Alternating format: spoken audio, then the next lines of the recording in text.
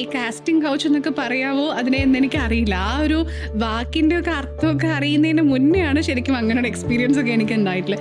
റേഡിയോയ്ക്കുള്ളിൽ എനിക്കിതൊരിക്കലും face ചെയ്യേണ്ടി വന്നിട്ടില്ല. ഇപ്പൊ മോഡലിംഗിൽ കയറുമ്പോഴാണ് ശരിക്കും ഞാനിത് ഏറ്റവും കൂടുതൽ ഫേസ് ചെയ്തിട്ടുള്ളത്. ലിറ്ററലി ആൾക്കാർ സംസാരിക്കുമായിരുന്നു, ചോദിക്കുമായിരുന്നു like any other model who have beginned ആ ഒരു പ്ലാറ്റ്ഫോമിൽ കയറിയതുപോലെ കുറെ ഇങ്ങനത്തെ വർത്തമാനങ്ങളൊക്കെ കേട്ടിട്ടുണ്ട്.